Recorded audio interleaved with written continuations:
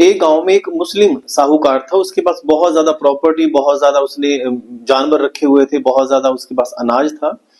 लेकिन वो एक चूहे से बड़ा परेशान। चूहा आके उसके गोडाउन में उसके अनाज का बड़ा नुकसान करे। तो उसने क्या किया, इससे बचने के लिए बाजार से जाके उसने एक जिसको बोलते हैं कड़िक्की, जिसमें चूहा फंस के मर जाता है, वो ले आया। तो जो चूहे ने देखा कि मुझे मारने के लिए एक कड़िक्की आ गई है घर में, तो उसको लगा कि सारी मुसीबत में है, कि मैं अकेला मुसीबत में नहीं हो सकता, बाकियों को भी इससे मार दिया जाए। उसको नहीं पता था कि ये सिर्फ मेरे लिए है। तो वो सबको अलर्ट करने के लिए सबको अनाउंस करता हुआ भागा। सबसे पहले उसको रास्ते में मिला एक मुर्गा। उसने कहा भी बचो सारे, क्योंकि घर में कड़िक्की आ गई है, तो सबको खतरा है। तो मुर्गा कहता भाई ये तुम्हारे लिए है, हमारे लिए नहीं है, तुम अपनी जान की परवाह करो, हमें कोई खतरा नहीं है।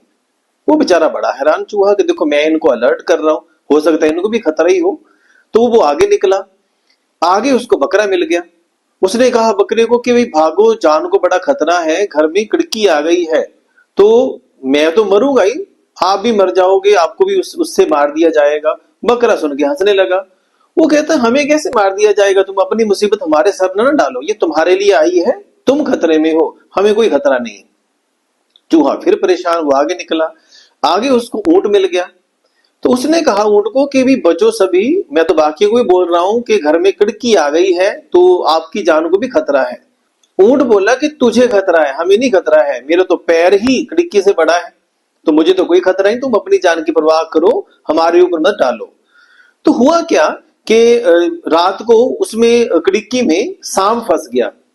तो अंधेरे में क्योंकि आवाज आई किसी के फंसने की, तो जो साहूकार था मुस्लिम, वो भाग के गया खुशी में कि अब चूहा तो फंस गया है, तो देखो मैं उसको जरा निकाल के। तो जैसे ही उसने कड़की की तरफ हाथ बढ़ाया, तो सांप ने क्या किया, उसको डस लिया। अब वो चीखा कि मेरी तो जान खतरे में है। तो सभी ने भाग के जो गांव का वैद्य था उसको बुला लिया। तो वैद्य ने कहा इसके बचने के चांस तो बड़े कम हैं, लेकिन एक उपाय कर सकते हैं कि क्या करो, इसको मुर्गे का गोश्त खिलाओ। तो मुर्गे को पकड़ लिया उन्होंने। तो जैसे ही मुर्गे को पकड़ के ला रहे थे, तो रास्ते में चूहा मिल गया। चूहे ने कहा मैंने कहा था ना, जान को खतरा है तुम्हारी भी।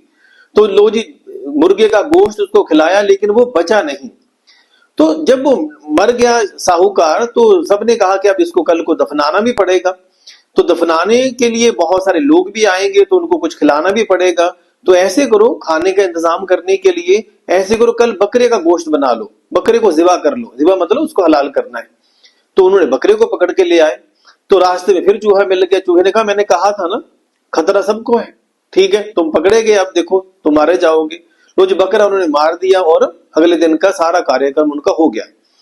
तो फिर उन्होंने कहा कि अब इसके बाद सबने इकट्ठे होना है दुआ पढ़ने के लिए। 3-4 दिन के बाद जैसे भी ये करते हैं, तो उस दिन लोग बड़े इकट्ठे हो जाएंगे, रिश्तेदार भी आएंगे, गांव के लोग भी आएंगे। तो उस दिन की खाने का इंतजाम कैसे करें, उस दिन तो बहुत ज्यादा खाना बनना है। तो उन्होंने कहा कि क्या करो, उस दिन ऊंट को हलाल कर लो।